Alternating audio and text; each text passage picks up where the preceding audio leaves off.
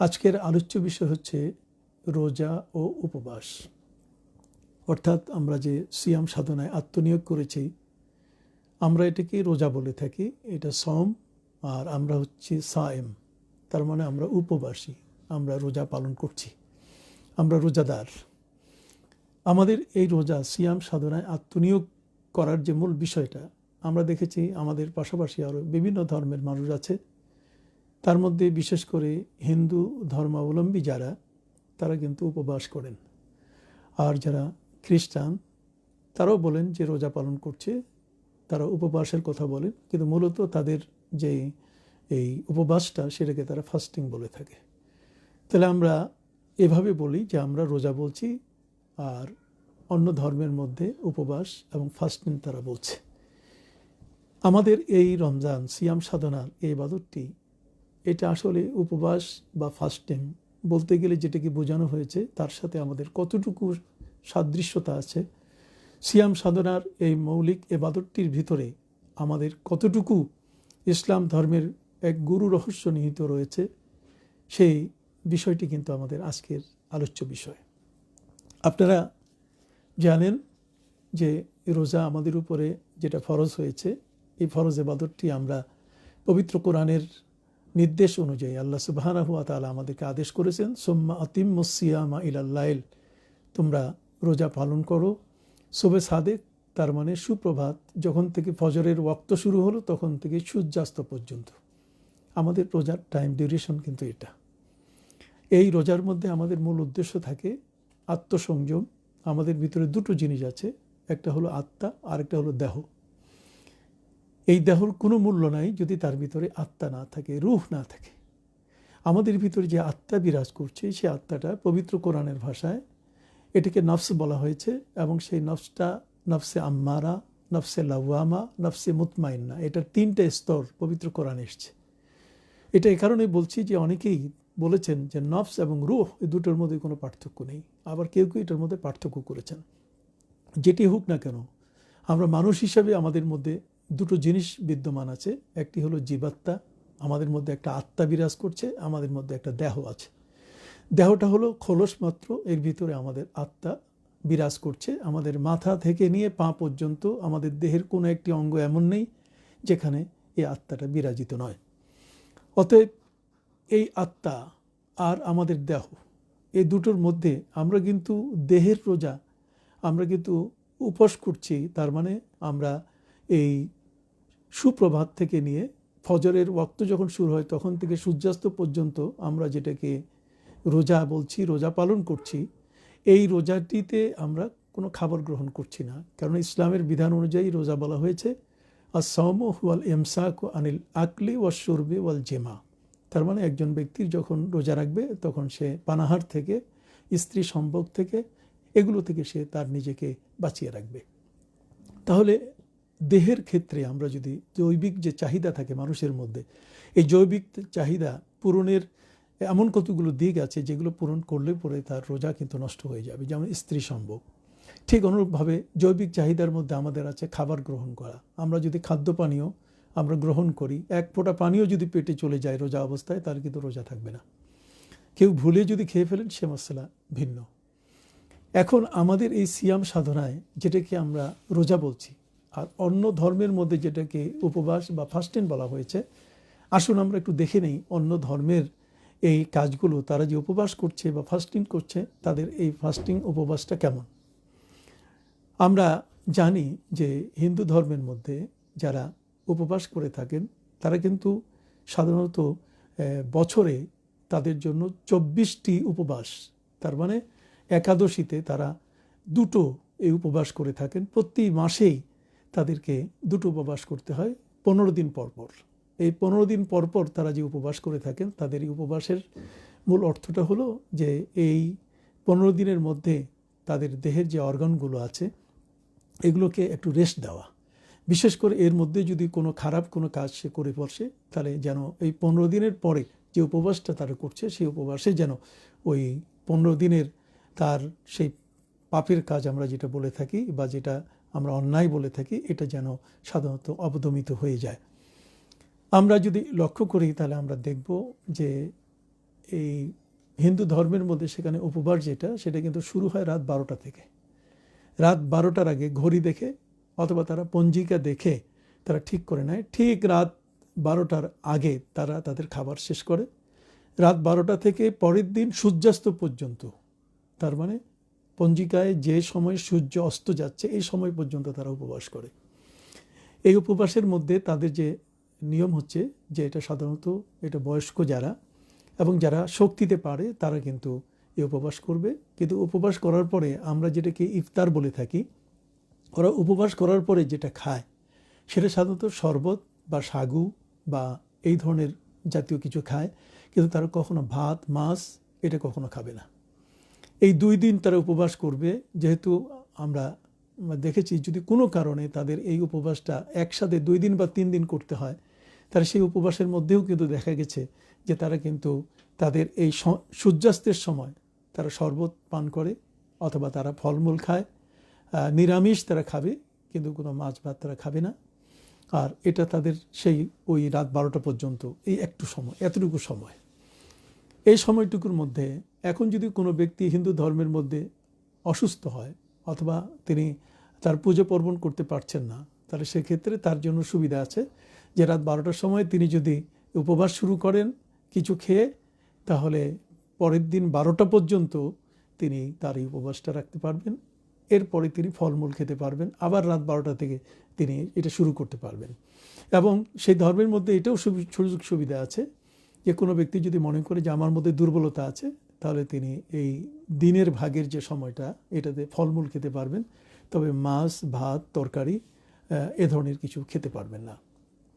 আমরা এই হিন্দু ধর্মের উপবাস যেটা, সেই উপবাসের মূল যে বিষয়টা সেটা আমরা জানতে পারলাম যে তারা এইটা এ কারণে করে থাকে যে তারা যেন এই উপবাসের পরের দিন যে দিনটা আসতেছে, রাত 12টার পরে যে দিনটা আসতেছে, এই দিনটাতে তারা তাদের যে পূজা যজ্ঞ বা ধর্মীয় গ্রন্থ এগুলো যেটা ঠিকমতো পড়তে পারে, তাদের উদ্দেশ্য এগুলো যাতে ভালো মতো হয়।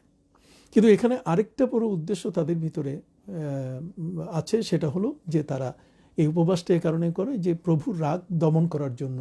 এটা হলো তাদের মূল উপবাস।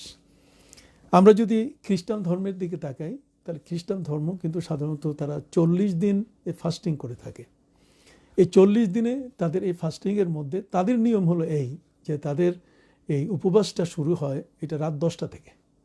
রাত 10টা থেকে পরদিন সন্ধ্যা পর্যন্ত, অর্থাৎ সন্ধ্যা 6টা আমরা বলি বা যে সময় সূর্য ডুবে, এ পর্যন্ত কিন্তু একটা সময় নিয়ে তারা ফাস্টিং করে, এই উপবাসটা থাকে।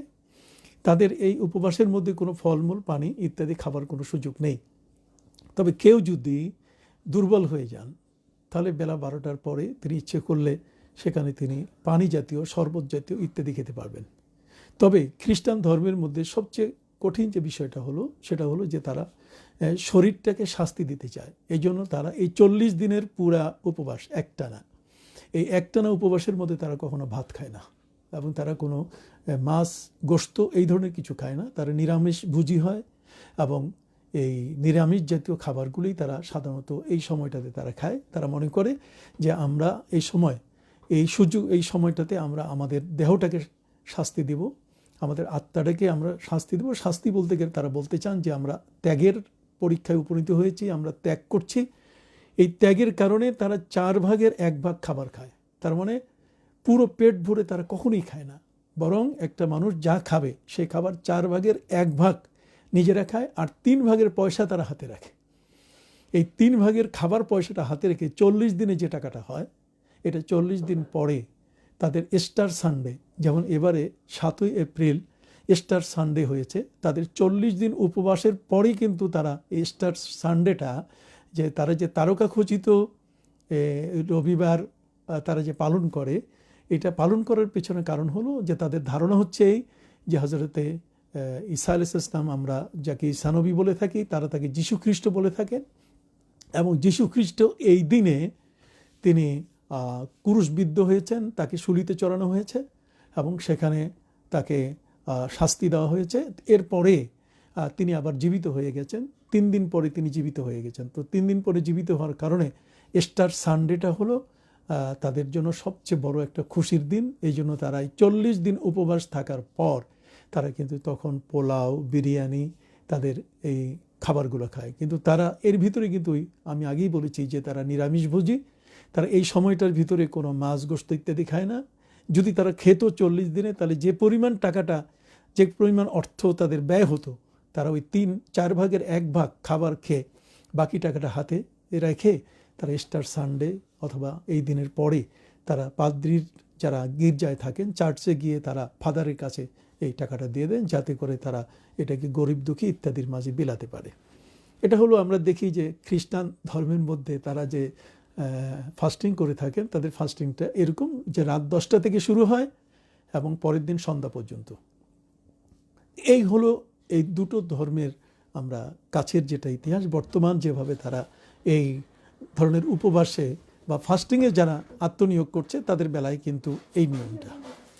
ঠিক অনুরূপভাবে আমরা যদি লক্ষ্য করি, তাহলে আমরা দেখতে পাবো যে এই আমাদের ইসলাম ধর্মের মধ্যে যেটা আমরা বলছি, ইসলাম ধর্মের মধ্যে সিয়াম সাধনা আমাদের কিন্তু 30 দিনের সিয়াম সাধনা। এই 30 দিনের ইবাদতটাতে আমরা কিন্তু আত্মনিয়োগ করে থাকি, কারণ যে খ্রিস্টান ধর্মের মধ্যে তারা কতগুলো কাজ করেন, যে কাজগুলো আমাদের কাছে, আমাদের ধর্মের মধ্যে সেটা কিন্তু গ্রহণযোগ্য নয়।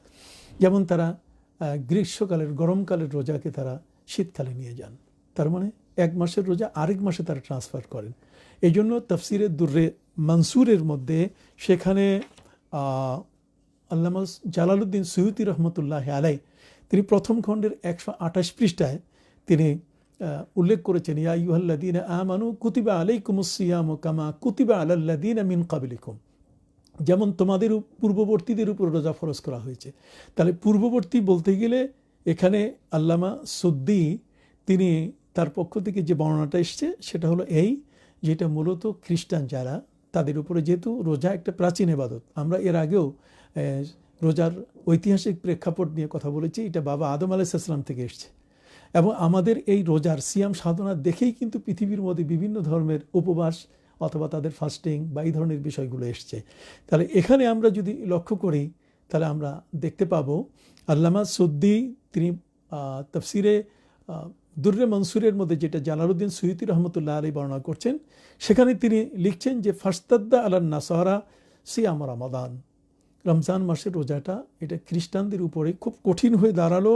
এটা ওই সময় যখন এটা গ্রীষ্মকালে তাদের উপরে এই রোজাটা চলে আসে, তখন তারা করে কি, ফাস্তামাউ, তারা সবাই মিলে সমবেত হয় এবং ফাজা আলু সিয়ামান ফিল ফাসলে বাইনা শীতাই ওয়াস সাইফ, এবং শীতকাল আর গরমকাল এটা হিসাব নিকাশ করে তারা গরমকালের রোজাটাকে শীতকালে ট্রান্সফার করে, শীতকালে নিয়ে দেয় এবং তারা বলে নাজিদু এশরিনা সিয়ামান, আমরা এর সাথে 20টা রোজাকে আরও যোগ করে দেব, যাতে করে নুকাফেরু মা সানা আনা, আমরা যে অন্যায়টুকু করলাম, আল্লাহর বিধান যে লঙ্ঘনটা হলো, যে তিনি আমাদের উপরে শীতকালে এই সময় এই রোজা মানে উপবাসটা দিয়েছেন, ফাস্টিংটা দিয়েছেন, অতএব এই ফাস্টের যে ব্যাপারটা এটা আমরা যে ট্রান্সফার করেছি তাতে আরও 20 দিন যোগ করে তারা কিন্তু 50 দিনের এই উপবাস বা ফাস্টিং তারা করত, যেটা আমরা তফসিরে দুর্রে মনসুরের মধ্যে দেখতে পাচ্ছি। সেখানে হজরতে মাকাল থেকে হাদিস এসছে যে কানা ইয়াসুমুন নাসারা খামসিনা ইয়াউমান, খ্রিস্টানরা 50 দিন তারা রোজা রাখত। কিন্তু বর্তমান যারা খ্রিস্টান তারা কিন্তু 50 দিন রোজা রাখে না, তারা উপবাস করে না, তারা কিন্তু 40 দিন করে। এবং এই 40 দিনের পরে স্টার সানডে 7ই এপ্রিল যেটা গেল, এটা প্রতি বছর একরকম হয় না। আমরা অনেক মুসলমান কিন্তু স্টার সানডে বুঝি না, যে কারণে আমরা ওই দিন আমরা তাদের সাথে এই আনন্দে মেতে উঠি বা ওদের সাথে আমরা এক হয়ে যাই। নবী করিম সাল্লাল্লাহু আলাইহি ওয়াসাল্লাম বলেছেন, মান তাশাব্বাহা বিকাওমিন ফাহুয়া মিনহু, যদি কেউ কোনো অন্য ধর্মের অনুসরণ করে সেগুলোকে যদি লালন করে পালন করে, তাহলে সে কিন্তু ওই দলের অন্তর্ভুক্ত।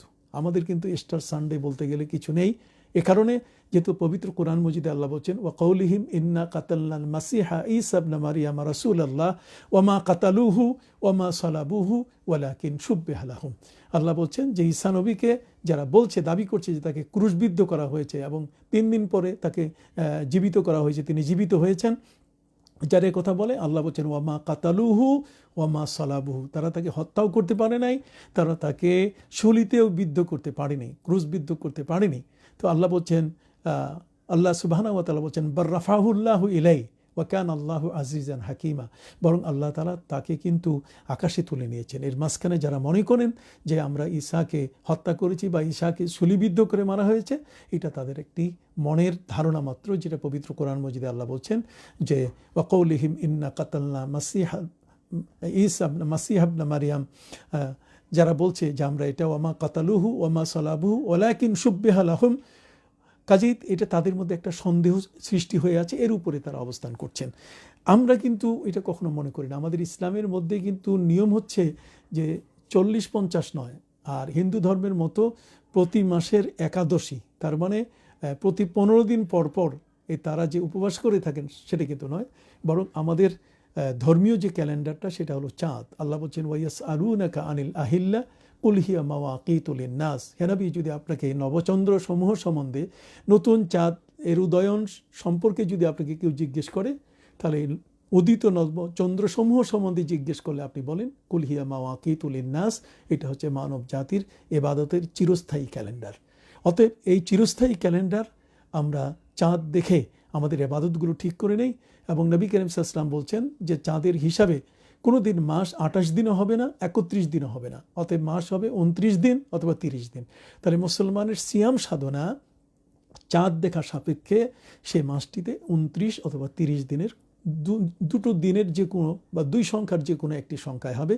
যদি 29 দিন হিসাবে হয়, ফাইন গুম্মা আলাইকুম, যদি আকাশে চাঁদ দেখা না যায়, মেঘাচ্ছন্ন হয়, তাহলে সেখানে বলেছে ফাউদ্দু সালাসিনা ইয়ামান, তাহলে তোমরা সেখানে 30 দিনের হিসাব পূর্ণ করে সেখানে তোমরা 1 মাস ব্যাপী রোজা পালন করো। তাহলে আমরা দেখতে পাচ্ছি যে খ্রিস্টান ধর্মে কিন্তু 40 দিন তারা, এবং স্টার সানডেতে তারা খুশি করে, আর আমরা 1 মাস রোজা রাখবো। এই মাসটাকে আল্লাহ পবিত্র কোরআন মজিদে শাহরু রমাদান বলছেন। আল্লাহ বলছেন শাহরু রমাদান আল্লাযী উনজিলা ফীহিল কোরআন হুদাল লিন্নাস ওয়া বাইয়িনাতিম মিনাল হুদা ওয়াল ফুরকান। তাহলে শাহরু রমাদান বলতে গেলে একটা মাসের কথা বলা হয়েছে, এবং যে মাসটা হলো রমজান মাস। তাহলে এখানে 24 দিনও নয়, এখানে 40 দিন বা 50 দিনও নয়, বরং আল্লাহ পাক রব্বুল আলামিন আমাদেরকে যে বিধান তিনি দিয়েছেন, এই বিধানকে ট্রান্সফার করা, তার মানে এই বিধানকে গরমের রোজাকে শীতকালে নিয়ে যাওয়া, বা 1 মাসের রোজাকে আরেক মাসে নিয়ে দেওয়া, বা এই ধরনের প্রতি 15 দিন পর পর রোজা রাখার এই যে বিষয়গুলো, এগুলো কিন্তু আমাদের ধর্মে নিজস্ব দৃষ্টিভঙ্গিতে কোনো ব্যক্তির উপরে এটা কখনো ছেড়ে দেওয়া হয়নি। এবং ইভেন আমাদের প্রিয় নবী সাল্লাল্লাহু আলাইহি ওয়াসাল্লামকেও আল্লাহ পাক রব্বুল আলামিন এই ক্ষমতা দেন নাই যে তিনি রমজান মাসকে ট্রান্সফার করতে পারেন। তাহলে রমজান মাসের সিয়াম সাধনা এটা হলো একটি মাস। একটি মাসের এই সিয়াম সাধনায় যারা আত্মনিয়োগ আমরা করে থাকি, আমাদের উদ্দেশ্য একটু ব্যতিক্রম ধর্মী। আমাদের উদ্দেশ্য হচ্ছে যে পবিত্র কোরআন মজিদে আল্লাহ বলছেন লাআল্লাকুম তাত্তাকুন, তার মানে তোমরা যেন মুত্তাকি হতে পারো, তোমরা যেন পরেজগার হতে পারো। তাহলে মুত্তাকি হবার জন্য যে জিনিসটা প্রয়োজন, আপনি মুত্তাকি তাকওয়া দিবেন কোন জিনিসটাকে? আপনার তাকওয়া সৃষ্টির জন্য আপনার ভিতরে দুটো জিনিস আছে, একটি হলো আত্মা, জীবাত্মা যেটা বলি, আরেকটি হলো দেহ। আপনার রোজা পালন করবে কোনটা? বাহ্যিক দৃষ্টিতে দেখা যাচ্ছে যে আপনি না খেয়ে যে সময়টুকু থাকছেন, জৈবিক চাহিদা যতগুলো আছে এগুলো আপনি পূরণ করছেন না। তাহলে এগুলো পূরণ না করে আপনি আপনার দেহকে তার চাহিদা থেকে আপনি বিরত রাখলেন। কিন্তু এখানে জীবাত্মা যেটা, এটার কোনো চাহিদা আপনি রোজার মাধ্যমে তার যে কতগুলো কুপ্রবৃত্তির, তার যে কতগুলো মানসিকতা আছে, তার যে কতগুলো এই ধরনের ইচ্ছা আছে, যে আকাঙ্ক্ষা আছে, যেগুলো অসামাজিক কাজ করতে চায়, মিথ্যা বলতে চায়, আত্মসাৎ করতে চায়, অন্যায় অপরাধের কাজগুলো করতে চায়, তাহলে এই ধরনের কাজগুলো যে সে করতে চাচ্ছে, তাহলে তার ব্যাপারে আপনি রোজার কোনো ব্যবস্থা আছে কিনা, সিয়াম সাধনা আছে কিনা? আপনি দেখুন, এর উত্তর একেবারেই সোজা। আর সেটা হলো, যেহেতু আত্মাটা বিরাজমান আমাদের দেহের ভিতরে, তার জীবাত্মা দেহের ভিতরে, দেহটাকে যখন আমরা সিয়াম সাধনায় আমরা যখন এটাকে আত্মনিয়োগ করাবো, দেহটাকে যখন আমরা খাবার দিব না, এটাকে যখন আমরা তার ইবাদতে আত্মনিয়োগ করার জন্য বিধিবিধান অনুযায়ী চলার জন্য বাধ্য করব, তখনই কিন্তু এটা প্রভাবিত করবে আমাদের জীবাত্মাকে। কাজেই দেহের যে সকল চাহিদা, তার সকল জৈবিক চাহিদা যখন আপনি বাধা দিচ্ছেন, এটা যখন সে করতে পারছে না, তখন অটোমেটিক এটা জীবাত্মার উপর একটা প্রভাব পড়ছে, এবং আস্তে আস্তে ওই জীবাত্মার ভিতরে তার যে ধরনের কতগুলো খারাপ চাহিদা আছে, তার যে কুপ্রবৃত্তি আছে, যেমন নফসে আম্মারার কথা বলছি, নফসে লাওয়ামার কথা বলছি। তার মানে মনের যে কতগুলো খারাপ চাহিদা আছে, কুদৃষ্টি আছে, বাজে কথা আছে, মিথ্যা কথা আছে। আপনারা জানেন নবী করিম সাল্লাল্লাহু আলাইহি ওয়াসাল্লাম তিনি বলেছেন, মাল্লাম ইয়াদা কাউলা যুর ওয়াল আমালা বিহি ফালাইসা লিল্লাহি হাজাতুন আইয়াদা তুআমাহু ওয়া শারাবা। যে ব্যক্তি রোজা পালন করলো অথচ সে ব্যক্তি মিথ্যা ছাড়লো না, তাহলে এমন রোজার আল্লাহর প্রয়োজন নাই। এটা যেমন হাদিসের মধ্যে আছে, ঠিক অনুরূপ ভাবে হাদিসের মধ্যে আছে, ওয়া কাম মিন সাইমিন লাইসা লাহু মিন সিয়ামিহি ইল্লাল জু। পৃথিবীর মধ্যে এমন কিছু রোজাদার আছে শুধু তাদের উপোস করে থাকা, পেটের ক্ষুধাটা লাগিয়ে রাখা ছাড়া আর কিছু নয়। তাহলে আমরা দেখতে পাচ্ছি এখানে আমাদের ইসলামে যে রোজার আধ্যাত্মিকতা, এটি কিন্তু উপবাস এবং ফাস্টিং নয়। উপবাস এবং ফাস্টিং এর সাথে সাথে কেউ কেউ এটাকে যোগ করে ফেলেছেন অনশন। দেখুন অনশন আমরা দেখি অনেক সময় বাংলাদেশের প্রেস ক্লাবের সামনে অনেক মানুষ অনশন করে।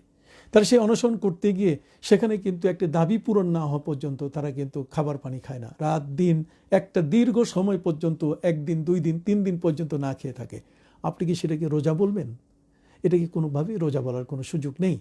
ঠিক অনুরূপভাবে আপনি দেখেন আমাদের এই রোজার সিয়াম সাধনা আর উপবাস এবং ফাস্টিংয়ের মধ্যে আমাদের এই সময়টির মধ্যে কিন্তু কোনো খাবার খাওয়া যাবে না, এবং আমরা কিন্তু সেহরি খাবো সেই ফজরের আগ মুহূর্তে।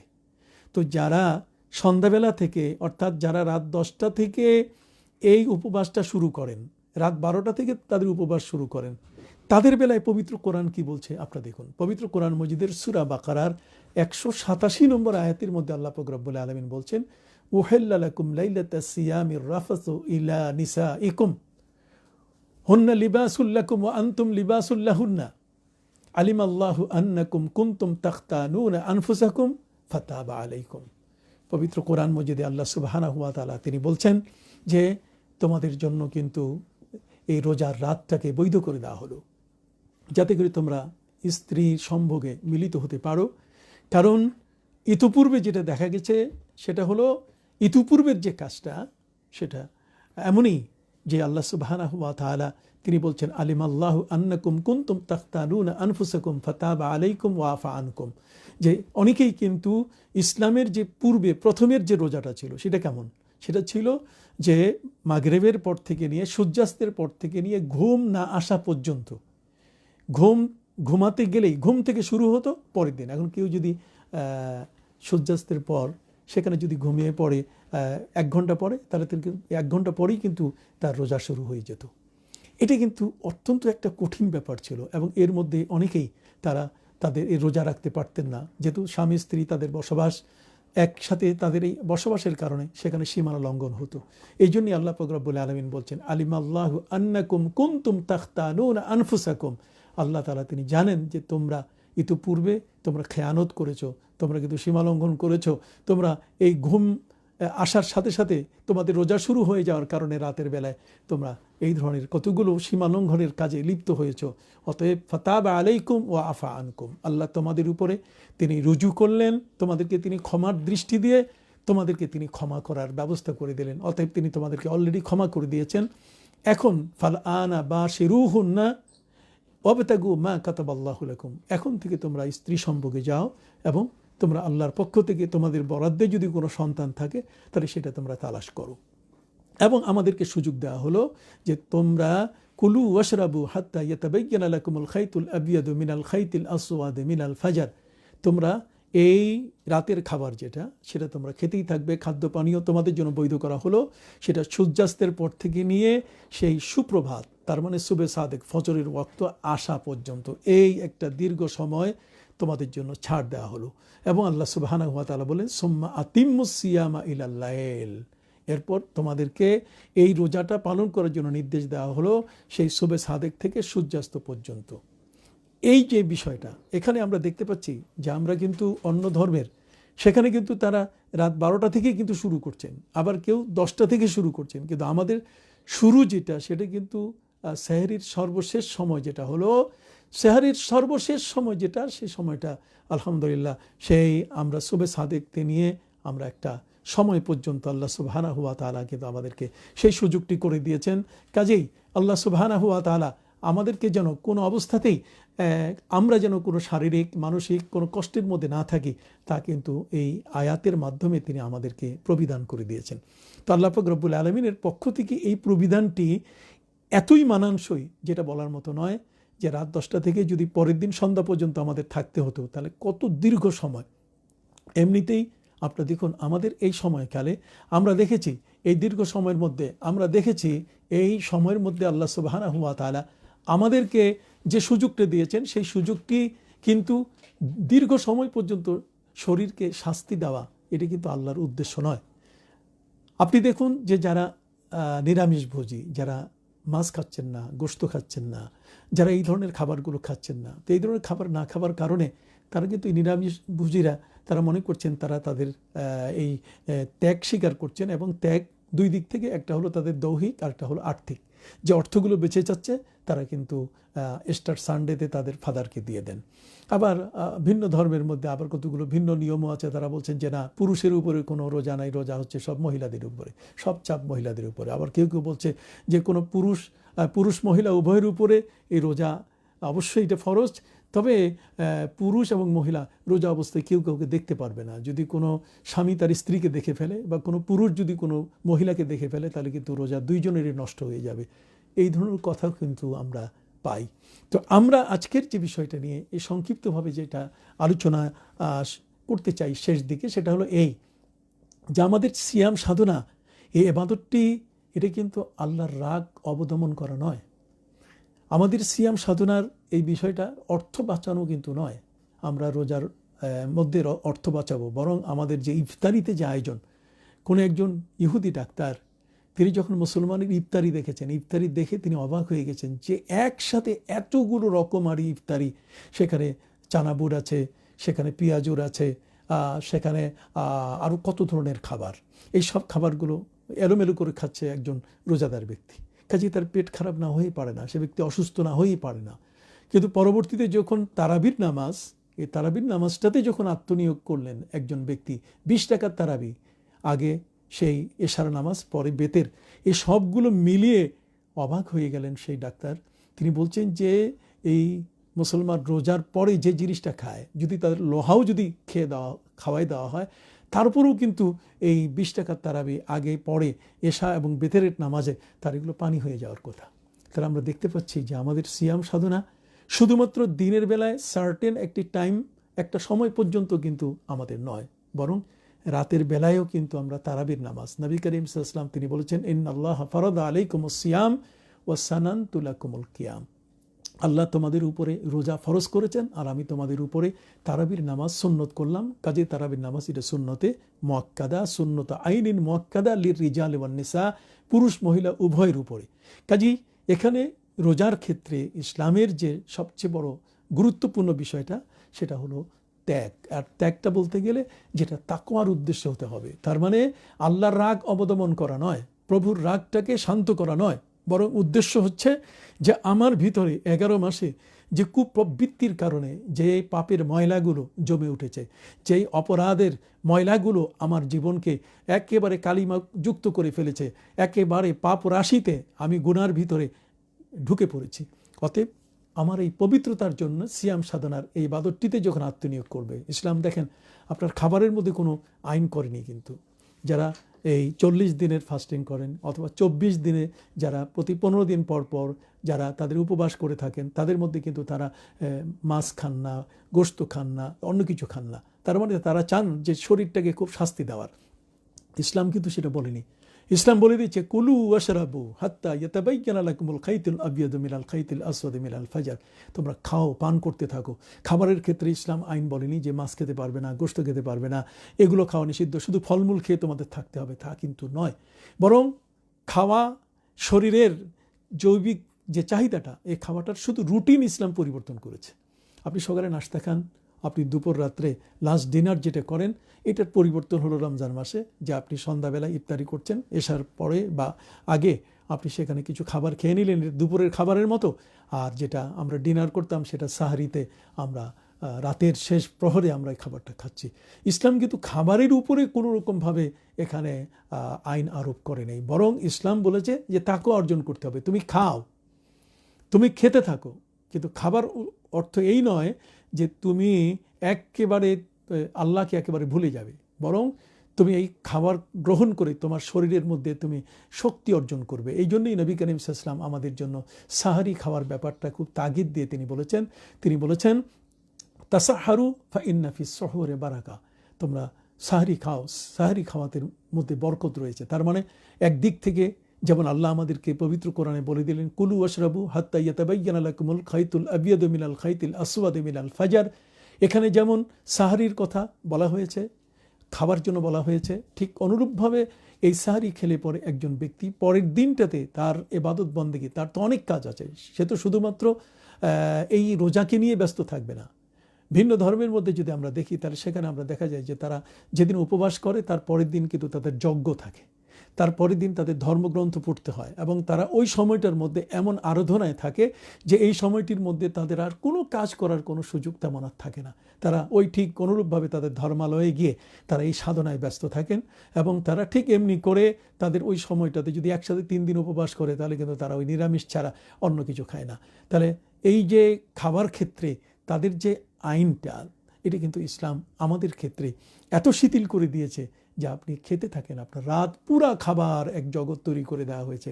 শরীরকে আপনি সুস্থ, আপনি তাকে শক্তিশালী করেন যাতে আগামী দিনের রোজা পালনে রুকু সেজদা করতে আপনার যেন কোনো অসুবিধা না হয়। আপনি খাবার খেলে এরপর আপনি তারাবিতে বেশ সময় পর্যন্ত স্থিরভাবে আপনি থাকতে পারবেন। একটি মানুষের জৈবিক চাহিদার ভিতরে যতটুকু বৈধ সময়ের মধ্যে আপনাকে অনুমতি দেওয়া হয়েছে এর বাইরে যাবার কিন্তু কোনো সুযোগ আপনার নেই। তবে একজন ব্যক্তির রোজার এই সিয়াম সাধনার মধ্যে যেহেতু তার মূল উদ্দেশ্য হচ্ছে তাকওয়া অর্জন করা, এবং এই তাকওয়ার যে বিষয়টা সেটা অর্জন করতে হবে তাকে তার দেহ এবং জীবাত্মা দুটোকে কেন্দ্র করে। এই জন্য নবী রসুল, ওলিয়া উলিয়া, পীর মাশায়েখ এবং যারা এই পর্যায়ের এই পৃথিবীতে এই ধরনের উচ্চ মানের যারা ইসলাম সম্পর্কে যারা আমল করে থাকেন, এই আমলগুলো যারা রপ্ত করে থাকেন, তারা কিন্তু তাদের জীবনে কখনো এগুলোর ক্ষেত্রে ত্রুটি করেনি। তারা তাদের দেহের মাধ্যমে তাদের জীবাত্মাটাকে তারা নিয়ন্ত্রণে আনার চেষ্টা করেছেন। কারণ একটা মানুষের মন, তার আত্মাটা এমন, এটা এমন, নবী করিম সাল্লাল্লাহু আলাইহি ওয়াসাল্লাম তিনি নিজেও দোয়া করেছেন ইয়া মুসাররিফাল কুলুব সাব্বিত কলবি আলা তাআতিক আলা দীনিক, হে কলবের নির্ধারণকারী, কলবের নিয়ন্ত্রা, তুমি আমার কলবটাকে তুমি আমার কাজের মধ্যে, তোমার দিনের মধ্যে, তোমার ধর্মের মধ্যে প্রতিষ্ঠিত করে দাও। তাহলে আমার আত্মাটা কিন্তু এটা আম্মারা, এটা কথা শুনে না, এটা কিন্তু অনেক সময় আমাকে বিপদগ্রস্ত করে। তাহলে আমার আত্মা আমাকে বিপদগ্রস্ত করবে, আমার কোনো কারণে আমার এই জীবাত্মারা যদি আমাকে পাপের দিকে নিয়ে যায় তাহলে আমি তার সেই সুযোগটা দিব না। এই ধরনের এই সুযোগ না দেওয়ার জন্যই সিয়াম সাধনায় যখন একজন ব্যক্তি আত্মনিয়োগ করে তখন আত্মার নাকের মধ্যে রশি লাগিয়ে তখন দেহের যে একটি না খাওয়া অবস্থা এই সিয়াম সাধনার মধ্যে তাকে প্রভাবিত করে, তার ভিতরে যে যত অপচাহিদা, তার মধ্যে যে কুপ্রবৃত্তির যে লোভ লালসাইগুলো আছে সবগুলো থেকে কিন্তু তাকে মুক্তি দেওয়ার ব্যবস্থা করে। এই জন্য মুসলমানের সিয়াম সাধনায় সেখানে কিন্তু আত্মা বিকশিত হয়, তার মধ্যে নূর তৈরি হয়ে যায়। আত্মা কিন্তু, আত্মার ভিতরে যে অ্যানিমেলিটি একটা স্বভাব আছে সেটা কিন্তু আর থাকে না, তখন কিন্তু ফিরিস্তা সুলভ আচরণে সে নিজেকে পরিবর্তন করতে সক্ষম হয়। এই জন্যেই সিয়ামের এই নাম অপর দিক থেকে বলা হয়েছে রোজা, তার মানে রমজান, রামাজ থেকে এসছে, রামাজ শব্দ অর্থ পুড়ায় ফেলা। আল্লাহ বলছেন শাহরু রমাদান আল্লাযী উনজিলা ফীহিল কোরআন, রমাদান শব্দের অর্থ হচ্ছে পুড়িয়ে ফেলা। তার মানে আপনি দেখবেন যে কয়লা যখন গাছ যখন পুড়ে তখন কয়লা হয়, আর কয়লা যখন পুড়ে তখন সেখান থেকে কিন্তু ডায়মন্ড তৈরি হয়। ডায়মন্ডের মূল্য কি কম? কয়লার চেয়ে অনেক বেশি, কাঠের চেয়ে অনেক বেশি, গাছের চেয়ে অনেক বেশি। কাজেই সিয়াম সাধনার ইবাদতটি যদিও আমাদের বাহ্যিকভাবে খাবার থেকে বিরত থাকার একটা বিষয় আছে, কিন্তু তার পাশাপাশি আমাদেরকে সোনালী মানুষে পরিণত করার জন্য এটা কিন্তু আল্লাহর পক্ষ থেকে বড় ধরনের একটি ব্যবস্থাপনা। এ কারণে সংযমী হওয়ার একটি সর্বোত্তম সুযোগ হচ্ছে এই সিয়াম সাধনা। ঠিক অনুরূপভাবে আমরা যদি মনে করি যে এই সিয়াম সাধনা এটা একটা অনশন, এটা সম্পূর্ণ ভুল হয়ে যাবে। কারণ অনশনে কিন্তু দাবি আদায় করার উদ্দেশ্য থাকে একটি পক্ষের কাছ থেকে, আর আমরা কিন্তু আল্লাহর কাছ থেকে দাবি করি না, বরং আমরা আল্লাহর কাছে নিজেকে পরিশুদ্ধ করার জন্য, আমরা অপরাধ মুক্ত একটি জীবন লাভের জন্যে কিন্তু আমরা এই সিয়াম সাধনায় আত্মনিয়োগ করি। ঠিক এমনি করে আমরা যদি দেখি এই যাবত এই মুসলমানের সিয়াম সাধনার যে মূল পদ্ধতি, যেটা পৃথিবীতে যারা ডাক্তার, যারা কবিরাজ, যারা হেকিম, যারা ঠিক অনুরূপভাবে মেডিকেল বিজ্ঞানে যারা পারদর্শী, স্বাস্থ্যবিজ্ঞানী যারা, তারা সকলেই কিন্তু মুসলমানের রোজাকে তারা সম্মান করেছেন এবং তারা বলেছেন যে একটি স্বাস্থ্য সংরক্ষণের জন্য এটা যথার্থ একটি নিয়ম এবং একটি আত্মাকে শায়েস্তা করার জন্য এটা কিন্তু সর্বোত্তম একটি ব্যবস্থাপনা।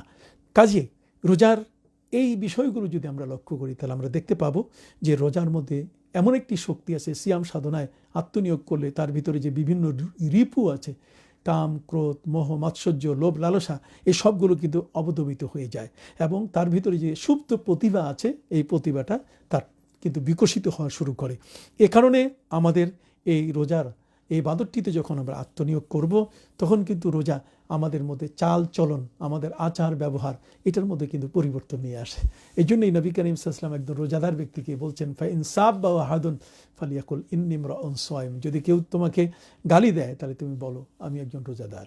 নবী করিম সাল্লাল্লাহু আলাইহি ওয়াসাল্লাম বলছেন, আর সিয়াম জুন্নাহ, রোজা হচ্ছে একটি ঢাল স্বরূপ। কাজেই এই ইবাদতে আমরা আত্মনিয়োগ করব এমনভাবে যাতে করে সত্যিকার অর্থে সিয়াম, তার মানে সম, তার মানে রমাদান, তার মানে রোজার যেন মূল উদ্দেশ্য আমাদের দ্বারা এটি অর্জিত হয়। আমরা যেন আগামী আরও 11 মাসে আমাদের যেন কোনো পাপের কাজে যেন আমরা কখনো জড়িয়ে না পড়ি। আল্লাহ তাআলা আমাদেরকে এই সিয়াম সাধনার, রোজার মূল উদ্দেশ্য এটা বোঝার তৌফিক দান করুন। সেই দর্শক, আপনারা আমাকে বিভিন্ন প্রশ্ন করেছেন, আমি সংক্ষিপ্তভাবে আপনাদের প্রশ্নগুলোর উত্তরে যেতে চাই। আপনারা প্রশ্ন করেছেন আমার কাছে, একজন প্রশ্ন করেছেন যে আমরা বাসাবাড়ি পুরুষ মহিলা একত্রিত হয়ে নামাজ পড়ি, এটা হবে কিনা। আপনি দেখুন, এই বাসাবাড়ি বা পুরুষ মহিলা, এখানে দেখতে হবে পুরুষ এবং মহিলা এরা কারা, এদের মধ্যে সম্বন্ধ কি। এদের মধ্যে যদি এমন হয় যিনি পুরুষ ইমামতি করছেন তার সম্পর্ক যদি এমন ব্যক্তির সাথে, যার ঘরে মহিলা আছে, মহিলার মধ্যে সেখানে স্ত্রী আছেন, মা আছেন, কন্যা আছেন, অবশ্যই তারা আপনার পেছনে ইক্তেদা করে তারা তারাবির নামাজে অংশগ্রহণ করতে পারেন। কিন্তু কাজের মহিলা যদি থাকে অথবা বেগানা কোনো মহিলা থাকে তাহলে মহিলাদের সেই স্তরের মধ্যে আপনাকে পর্দা টেনে দিতে হবে এবং সবসময় মহিলাদের কাতার হবে শিশুদের পরে, এটা আপনাকে মনে রাখতে হবে।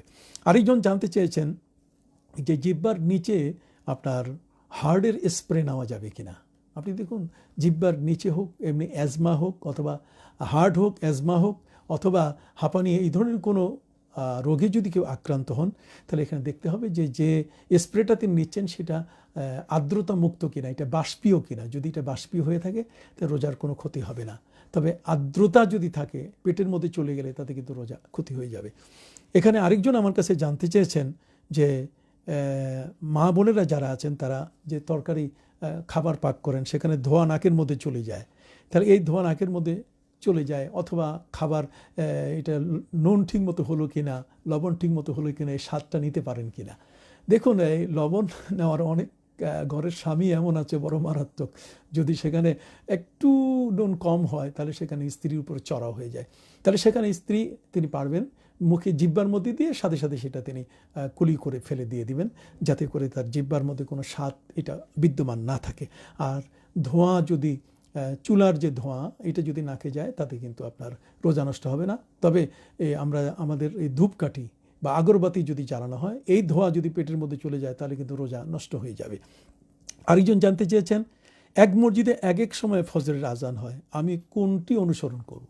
দেখুন, এখানে ফজরের আজান অনুসরণ করার বিষয় নয়, এখানে অনুসরণ হচ্ছে যে ফজরের ওয়াক্ত কখন শুরু হচ্ছে। যদি 4টা 4 মিনিটে ভোরে শুরু হয় তাহলে আপনি সেটাই আজান, আপনি দূরের শোনেন কাছের শোনেন, আপনি সেটা পড়ে। আমাদের দেশের মধ্যে এই শৃঙ্খলাটা নাই। যদি আজানগুলোকে একটা নিয়মের মধ্যে নিয়ে আসা হতো, এক টাইমে যদি সারা দেশের মধ্যে আজান হতো তাহলে সবচেয়ে ভালো হতো, শৃঙ্খলা আসতো এবং শুনতেও ভালো লাগতো এবং প্রত্যেকের মধ্যে বিষয়টা জানা থাকতো। আশা করি এক সময়কালে এই ব্যবস্থা আমাদের দেশে চলে আসবে। আরেকজন জানতে চেয়েছে যে জুমা পড়তে না পারলে জোহর কিভাবে পড়বে। দেখুন, আমরা সবসময় বলেছি যে আপনি মসজিদে জুমার যেহেতু সীমাবদ্ধতা, সেখানে সরকারের পক্ষ থেকে আমাদেরকে আইন করে দেওয়া হয়েছে 10 জনের বেশি নয়। তো এখানেও কিন্তু সাধারণত ঘর বা বাসা বাড়িতে সেখানে আপনি দেখতে হবে যে জানা যেখানে আপনি জুমার নামাজটা পড়তে চাচ্ছেন মসজিদ ছাড়া, জুমার জন্য কিন্তু মসজিদ শর্ত নয়। আপনি যদি কোনো বাসাবাড়ির নিচে, বেসমেন্টে অথবা ছাদে যেখানে আপনি পড়তে চান সেখানে যদি কোনো বাধা না থাকে তাহলে আপনি সেখানে নিঃসন্দেহে আপনি জুমার নামাজ পড়তে পারবেন। কিন্তু যদি বাধা থাকে, যেমন বর্তমান করোনা ভাইরাস চলছে, এখন তো ফ্ল্যাটে আপনি যদি সেখানে কোনো বেসমেন্টে পড়তে চান সেখানে যদি সবাই তাদের কমিটির মধ্যে কেউ যদি বাধা সৃষ্টি করে তাহলে কিন্তু আপনি পারবেন না। অর্থাৎ ইজনে আম হইতে হবে, পরিষ্কারভাবে সেখানে অনুমতি থাকতে হবে। হ্যাঁ, যদি পাঞ্জেগানায় কোনো নামাজের সেখানে ব্যবস্থা থাকে আর সেখানে কোনো বাধা নেই, তাহলে আপনি সেখানে অবশ্যই জুমার নামাজ পড়তে পারবেন। বা মসজিদের বাইরে যদি পাঞ্জেগানা নামাজের কোনো মসজিদ থাকে, সেখানেও যদি কোনো বাধা না থাকে, তাহলে আপনি ইজনে আম থাকতে হবে, এটা প্রথম কথা। বাসা বাড়ি সবখানেই আপনি জুমা পড়তে পারবেন, কিন্তু অনুমতি থাকতে পারবে। কিন্তু অনুমতি যদি না থাকে তাহলে কিন্তু জুমা হবে না, জোহর পড়বেন। আর জোহর একাকী পড়তে হবে, কোনো আজান একামত কিছুই দেওয়া যাবে না। আরেকজন জানতে চেয়েছেন যে বেতের নামাজ পড়লে শেষ রাতে তাহাজ্জুদ পড়া যাবে কিনা। হ্যাঁ, আপনি বেতের নামাজ তারাবির সাথে আপনি পড়লেন, বেতের নামাজ পড়ার পরে আপনি ইনশাআল্লাহ এরপরে তাহাজ্জুদ আপনি পড়তে পারবেন। তাহাজ্জুদের সময় হচ্ছে এশার ওয়াক্ত থেকে ফজরের ওয়াক্ত পর্যন্ত। যে ব্যক্তি চায় যে আমি হয়তো রাত্রে উঠতে পারবো না, তার জন্য কিন্তু এশার নামাজ পড়েই তিনি তাহাজ্জুদ পড়ে নিতে পারেন। কিন্তু নিয়ম হচ্ছে তাহাজ্জুদ হচ্ছে আর তাহাজ্জুদও ও রুকুদ মিনান নাওম, তার মানে এক পশলা ঘুম হয়ে যাওয়ার পরেই তাহাজ্জুদ পড়তে হয়। তো কাজে ফজরের আগ পর্যন্ত সুযোগ আছে, এটার সাথে বেতের নামাজের কোনো সম্পর্ক নাই। আমার কাছে আরেক ভাই জানতে চেয়েছেন যে ইফতারের আগে মিলাদ পড়া যাবে কিনা। হ্যাঁ, আপনি ইফতারের আগে আমার নবীকে আপনি সালাম দিতে চান, সালাতু সালাম আপনি বলতে চান, নিঃসন্দেহে যাবে, এটাতে কোনো অসুবিধা নেই। আরেকজন জানতে চেয়েছেন যে আমার এই বইগুলো ফুলতলি সাববাড়িতে পাওয়া যাবে কিনা। ফুলতলি সাববাড়ি এটা সিলেটের জকিগঞ্জ, সেখানে হয়তো পাওয়া যাবে না, সিলেটে সেখানে পাওয়া যেতে পারে। সরাসরি আমার সাথে আপনারা যোগাযোগ করবেন। আমার এই বইগুলো আপনাদের জন্য খুব জীবন ঘনিষ্ঠ বলতে গেলে বর্তমান সময়ের উপযোগী করে আমি লিখেছি। আপনারা যোগাযোগ করলে অবশ্যই পাবেন। আর কোনো সময় আমরা কিন্তু আপনাদেরকে নম্বরও দিয়ে দিই, আপনারা সেই নম্বরে যোগাযোগ করলে বইগুলো অনায়াসে আপনাদের নিজের এলাকায় বসে আপনারা পেতে পারেন।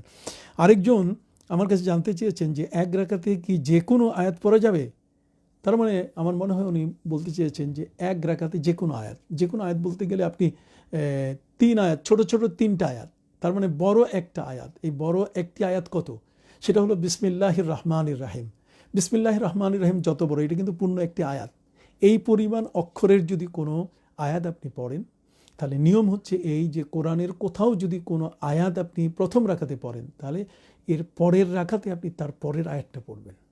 ঠিক অনুরূপভাবে শেষের 10টি সূরার মধ্যে আপনি যদি প্রথম রাকাতে সূরা ফিল পড়েন, তো দ্বিতীয় রাকাতে সূরা কুরাইশ পড়তে হবে। যদি আপনি এটা করেন যে আমি প্রথম রাকাতে সূরা ফিল পড়ব, এরপরে আমি সূরা কুরাইশ পড়বো না, অর্থাৎ আপনার ইচ্ছা মতো আপনি ভিন্নখানে, যেহেতু কোরআন বলছে ফাকরা ও মা তায়াসসারা মিনাল কোরআন, যেখান থেকে সহজ সেখান থেকে পড়ো, তাহলে এখানে মাঝখানে 2টো সূরা আপনাকে রাখতে হবে। তার মানে আপনাকে সূরা কুরাইশ, সূরা মাউন বাদ দিয়ে আপনাকে সূরা কাউসার, ইন্না আতাইনা কাল কাউসার পড়তে হবে। তাহলে দাঁড়ালো কি? দাঁড়ালো এই যে আপনি যখন নামাজ পড়বেন, প্রথম রাকাতে যে আয়াত পড়বেন, তার পরের রাকাতে কিন্তু ওর পরের আয়াতটা পড়বেন। এটাই সুন্নাহ, এটাই নিয়ম। ঠিক অনুরূপভাবে যদি কোনো সূরা পড়েন 10টা সূরার মধ্যে, তাহলে প্রথম রাকাতে যদি আপনি সূরা কুরাইশ পড়েন, দ্বিতীয় রাকাতে সূরা মাউন আপনি পড়বেন, তাহলে নামাজ আপনার মাকরুহ হয়ে যাবে। আর এমনটা যদি হয় যে আপনি 2টো সূরা মাঝখানে বাদ দেন, তাহলে কোনো অসুবিধা হবে না। আর এমনিতেও পবিত্র কোরআন মজিদের একটা সূরায় আপনি কিছু আয়াত পড়লেন, এরপরে 2-3টা সূরা বাদ দিয়ে যদি আপনি পড়েন, নামাজের কোনো ক্ষতি হবে না। আরেকজন আমাদের কাছে জানতে চেয়েছেন যে তারাবিতে প্রতি 2 রাকাত পরপর নিয়ত করা লাগবে কিনা।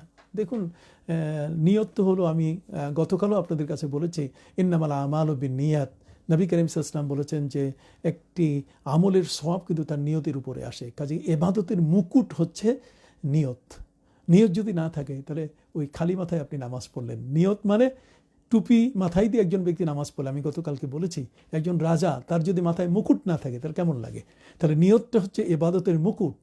কাজে নিয়ত যদি থাকে, তাহলে সেই ব্যক্তি কিন্তু তার কাজের সওয়াবও পাবে এবং ওই কাজটি কিন্তু প্রাণবন্ত হবে। নিয়ত এমন একটি বিষয় যেটা করলে পরে সাধারণত প্রভাব সৃষ্টি করে একজন ব্যক্তির মধ্যে। আর অপর দিক থেকে নিয়ত আপনি মুখে বলার চেষ্টা করবেন, এটা উত্তম। আরেকজন আমার কাছে জানতে চেয়েছেন যে গাদান অর্থ গাধা কেউ বলছে না, তবে গাদান অর্থ আগামীকাল। রোজা রাখছি আমি আজকে, কিন্তু নিয়ত করব আগামীকাল, এটা কি করে হতে পারে? দেখুন, আমি গতকাল এই বিষয়টা নিয়ে কথা বলেছি। গাদান মানে আগামীকাল। আগামীকাল বলতে গেলে কি বোঝাতে চাচ্ছেন আপনি? আগামীকাল বলতে গেলে আজকের এই দিনটার এই যে পরে যে রাতটা আসতেছে, অর্থাৎ রাতের পরে যে দিনটা আসবে, সেটা তো আগামীকাল হবে। তো আগামীকালের সে দিনকে বোঝানো হচ্ছে এখানে। আমাদের দেশে যে সেহরির সময় আমরা যে নিয়তটা করে থাকি, নাওয়াইতুয়ান আসুমা গাদাম মিন শাহরে রমাদান, আমরা যে এই রমজান মাসে আগামীকালকের এই ফরজ রোজার নিয়ত করলাম, এটা যে আল্লাহকে আমরা বলছি, নিয়ত করছি, এটা আগামীকাল আসলে আগামীকাল কিনা আপনি দেখেন। নবী করিম সাল্লাল্লাহু আলাইহি ওয়াসাল্লামের হাদিসের মধ্যে কি আছে? নবী করিম সাল্লাল্লাহু আলাইহি ওয়াসাল্লামের হাদিসের মধ্যে এসেছে, আন জুনাদাতিল ইজদি দাখালতু আলা রাসূলিল্লাহি সাল্লাল্লাহু আলাইহি ওয়াসাল্লাম ওয়া হুয়া ইয়াতাগাদ্দা ফাদাআনা ইলা তাআমি ফাকুলনা ইন্না সিয়ামুন ফাকালা আসুমতুম আমসি ক্বালা লা ক্বালা আতাসুমুনা গাদান কুলনা লা ক্বালা ফাফতিরু ফাআকালনা মা রাসূলিল্লাহি সাল্লাল্লাহু আলাইহি ওয়াসাল্লাম মিন তাআমিহি।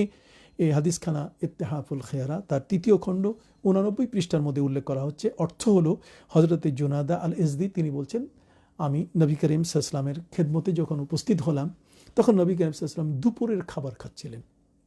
তো দুপুরের খাবার ওই সময় উপস্থিত হওয়ার কারণে নবীজি তিনি আমাদেরকে খাবারের দিকে আহ্বান করলেন যে আসো আমার সাথে খাও। তো আমি বললাম ইন্না সিয়ামুন, আমরা রোজাদার বা আমি রোজাদার। তো নবী করিম সাল্লাল্লাহু আলাইহি ওয়াসাল্লাম প্রশ্ন করলেন, আসুমতুম আমসি, তুমি কি গতকাল রোজা রাখছো? কয় লা, না। কয় তাহলে নবী করিম সাল্লাল্লাহু আলাইহি ওয়াসাল্লাম তিনি বললেন, আতাসুমুনা গাদান, তুমি কি আগামীকালকে রোজা রাখবে? কয় কুলনা লা। তাহলে আগামীকালকে রোজা রাখবে, আতাসুমুনা গাদান, আগামীকাল রোজা রাখবে? কয় না। তাহলে গতকালও রোজা নাই, আগামীকালও রোজা নাই, তাহলে আজকেও তো তুমি রোজা না। আজকে যেহেতু তুমি রোজা না, তাহলে তুমি আসো আমার সাথে খানা খাবে। নবী করিম সাল্লাল্লাহু আলাইহি ওয়াসাল্লামের সেই ডাকে আহ্বানে তিনি সাড়া দিয়ে সেখানে নবী সাল্লাল্লাহু আলাইহি ওয়াসাল্লামের সাথে খাবার খেলেন। তাহলে এখানে হাদিসের মধ্যে আমরা কি পাচ্ছি? নবী করিম সাল্লাল্লাহু আলাইহি ওয়াসাল্লামের কাছে সেই সাহাবী যখন নবীর কাছে গেলেন, তখন নবী করিম সাল্লাল্লাহু আলাইহি ওয়াসাল্লাম, তুমি গতকাল রোজা ছিলে, তুমি কি আগামীকাল রোজা দিবে? তাহলে গতকাল রোজা ছিলে না, আগামীকালও তুমি, তাহলে আজকেও তো তুমি রোজা নাই। তাহলে এখানে শব্দটা মূল অন্য কিছু নয়, এখানে আলোচনা হচ্ছে আগামীকাল। আগামীকাল বলতে গেলে ইসলামের নিয়মে রাত আগে আসে, দিন পরে আসে। আমরা ইংরেজি হিসেব অনুযায়ী রাত 12টার পর থেকে আমরা দেখি পরের দিন সূচনা হয়, তাদের দিন এবং রাত ভাগাভাগি হয়ে আছে। কিন্তু আমাদের ইসলাম ধর্মে কিন্তু রাত আগে দিন পরে। তো আমরা দিনটাকে আগামীকাল সাধারণত প্রচলিত ভাষায় বলে থাকি, এবং পবিত্র কোরআনেও আল্লাহ বলছেন যে ওয়ালা তাকুলান্না লিশাইইন ইন্নী ফাইলুন যালিকা গাদা ইল্লা আন ইয়াশা আল্লাহ। সেখানে কিন্তু বলা হচ্ছে যে তুমি আগামীতে যে কাজটা করছো সে কাজটা তুমি ইনশাল্লাহ ছাড়া কিন্তু করো না। তাহলে আমরা এখানে দেখতে পাচ্ছি যে আগামীকাল বলতে গেলে আগামী যে দিনটা, এটাকেই কিন্তু বোঝানো হয়েছে।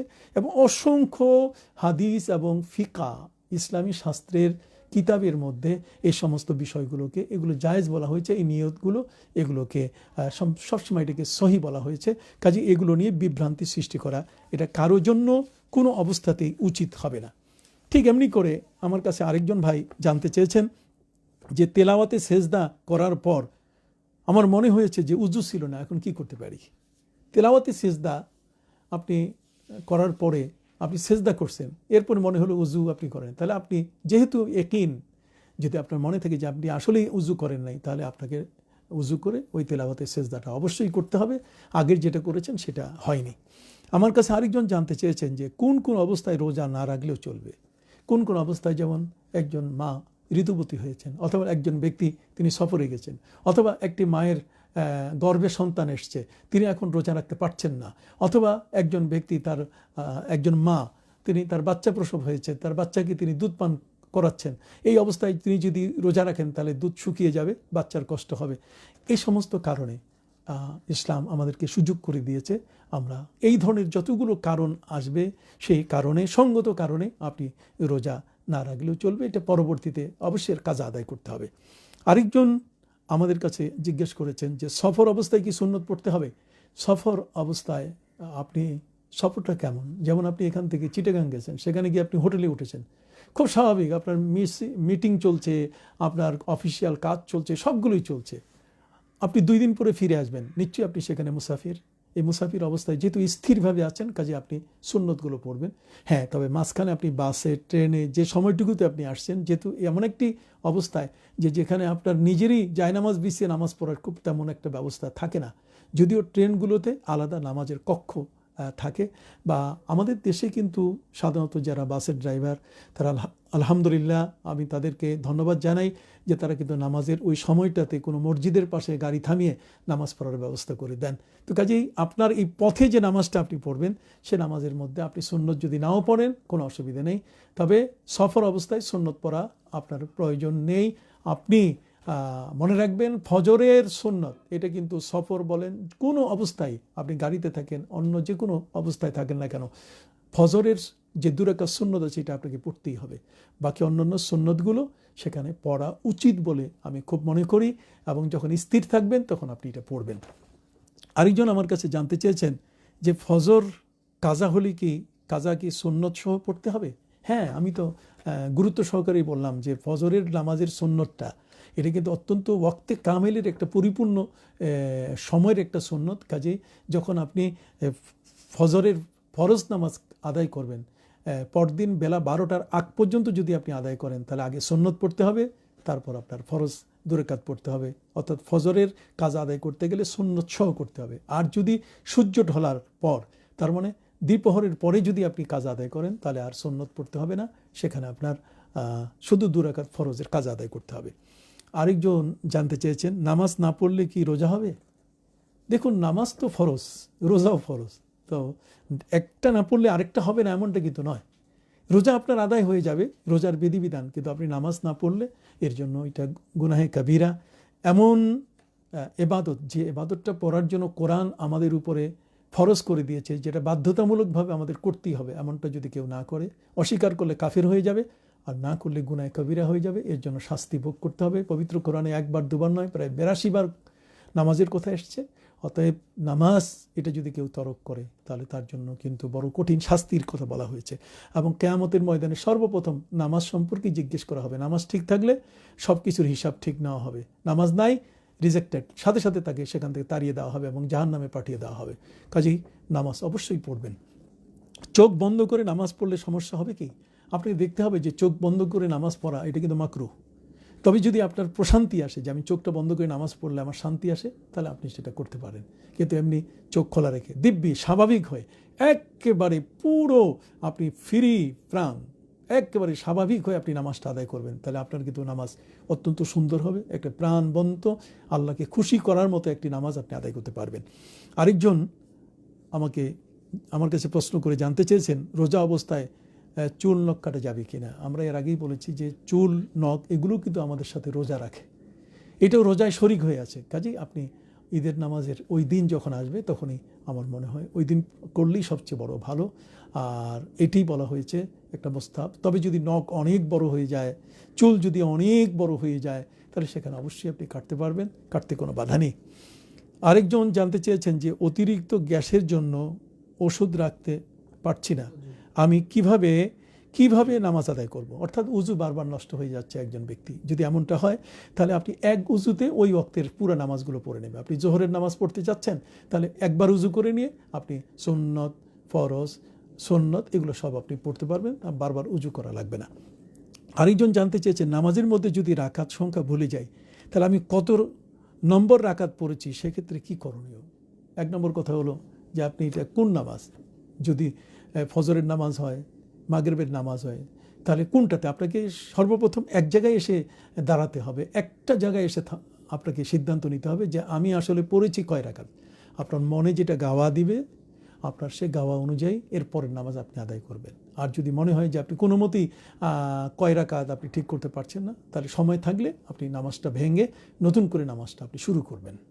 আরেকজন আমাদের কাছে জানতে চেয়েছেন যে বয়সের ভারে রোজা রাখতে না পারলে কিভাবে ফিদিয়া বা কাফফারা দিব। বয়সের ভারে যদি রোজা রাখতে না পারেন এর জন্য কোনো কাফফারা হবে না। কাফফারা তো যদি সুস্থ সবল মানুষ রোজা রাখার মতো ক্ষমতা আছে, সে যদি ইচ্ছাকৃত রোজা ভাঙে, রোজা নষ্ট করে, রোজা যদি না রাখে, তার জন্য একটা রোজার বিনিময়ে 60টি রোজা কোনো রকম বিরতি ছাড়া। কিন্তু যারা বয়সের ভারে তাদের সম্পর্কে আল্লাহ বলেছেন ওয়া আলাল্লাযীনা ইউতীকুনাহু ফিদিয়াতুন তুআমু মিসকিন।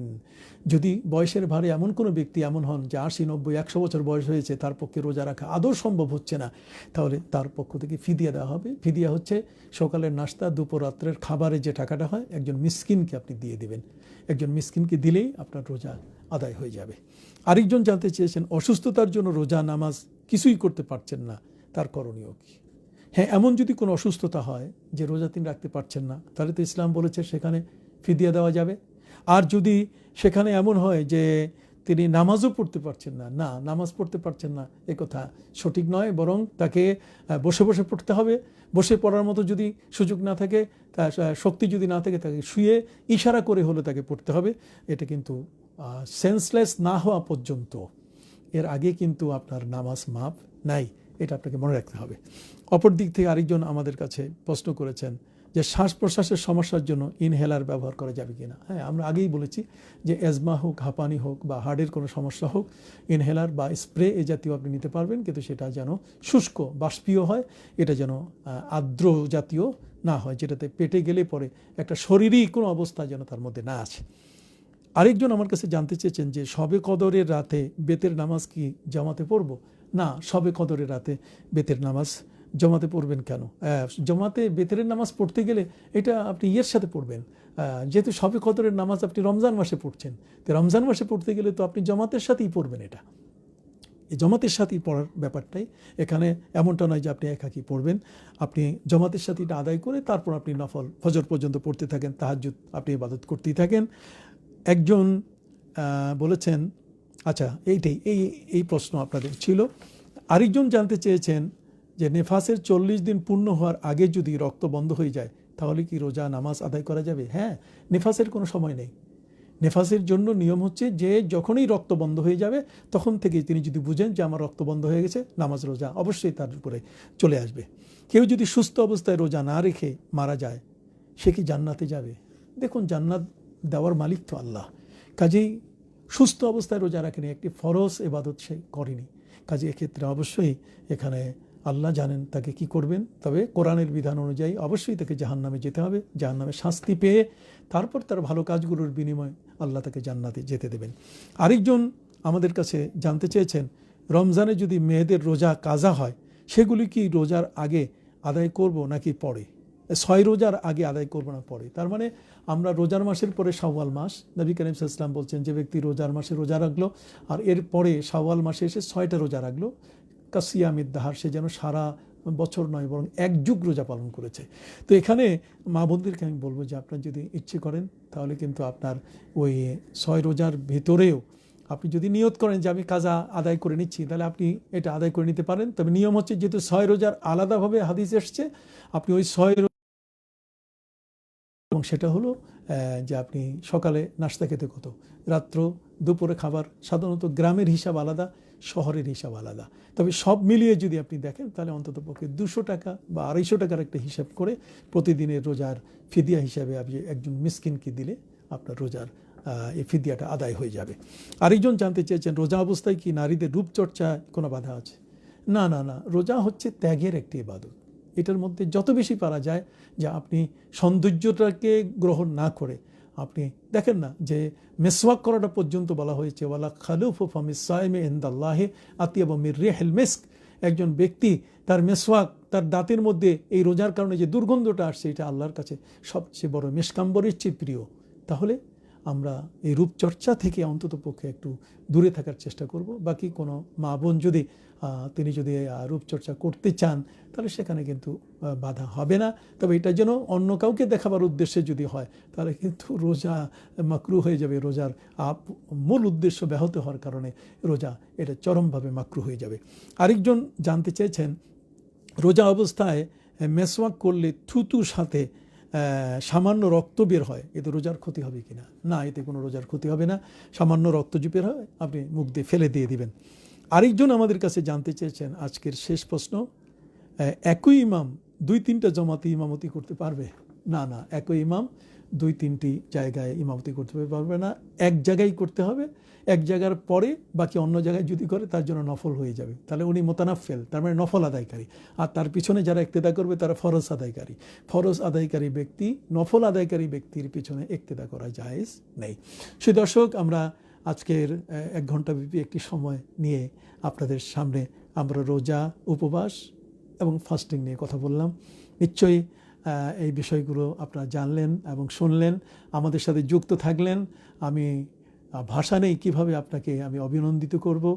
আপনারা এইভাবে এই আলোচনাগুলো যদি শেয়ার করেন এবং প্রত্যহ কোনো না কোনো একটি নতুন বিষয়ের উপরে আমরা কথা বলবো, আমরা শুনবো ইনশাআল্লাহ।